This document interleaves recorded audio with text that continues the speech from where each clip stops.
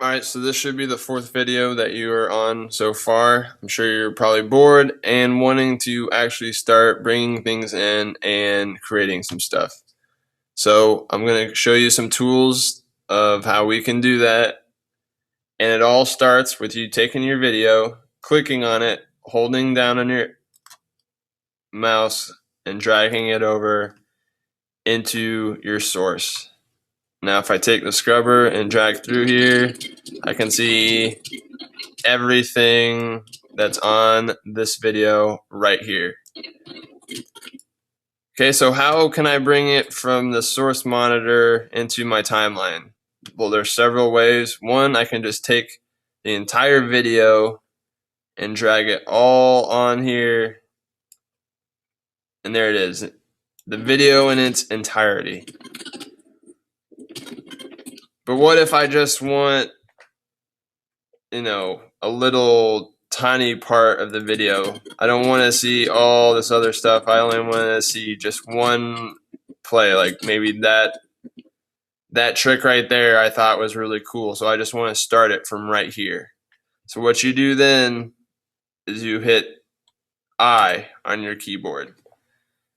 See how it sets this little blue bar right here? That means from this point on to here, if I click and drag here, see how it's shorter, and it will start from where I wanted it to start right there.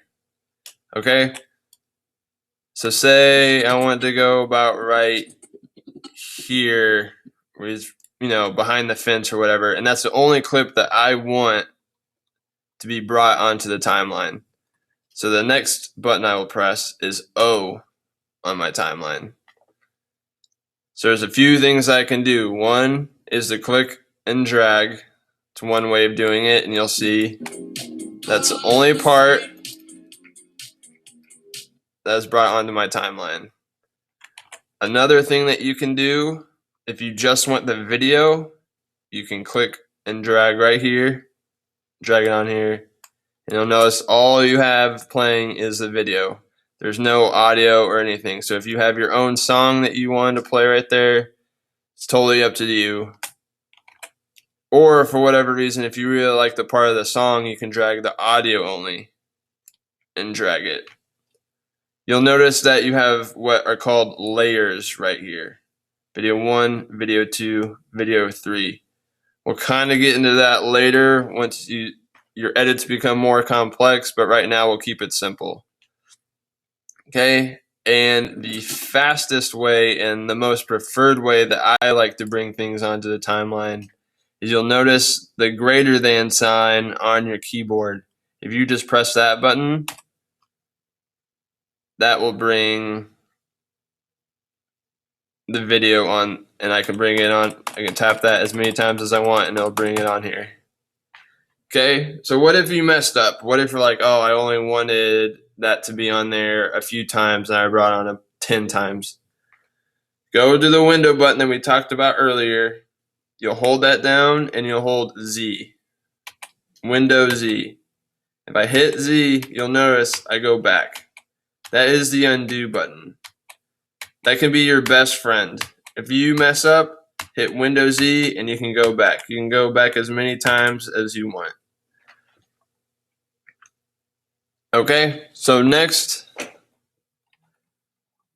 I don't know, let's just say we'll set an in point there and an out point there. And I'll hit the greater than sign on my keyboard. I'll bring this whole thing in. Okay, another way you can edit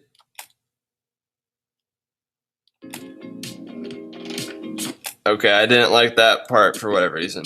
Okay, I want that to be cut out of the video.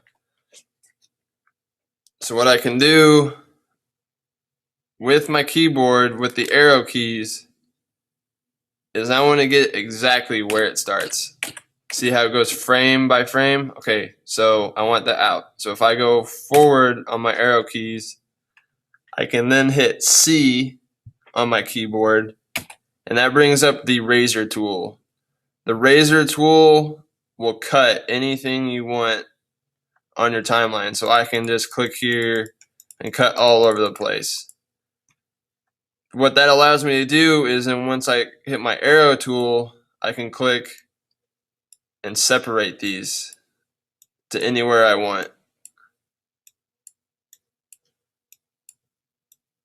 Okay, can drag it up here, can drag it over here, do all sorts of stuff. Okay, so I messed up, so what should I do next?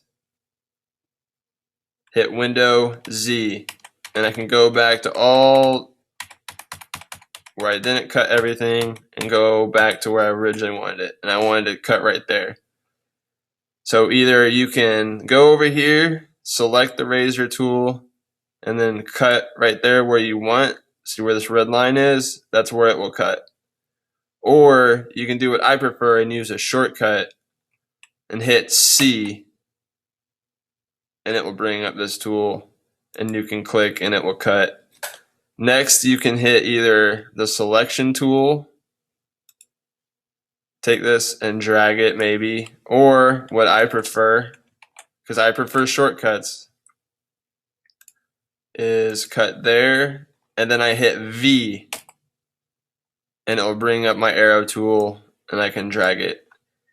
If you go over here and just hold your mouse, it will tell you right about right here what the shortcut is. I also have these hung up in my room. Okay, a few other things in your toolbar that you need to worry about. You can use the zoom tool. So maybe you want to make an exact edit really close into here, but it's too hard because you're so far away. There's two ways that you can zoom in and make closer edits. You can click here and notice the plus sign, and it brings it closer.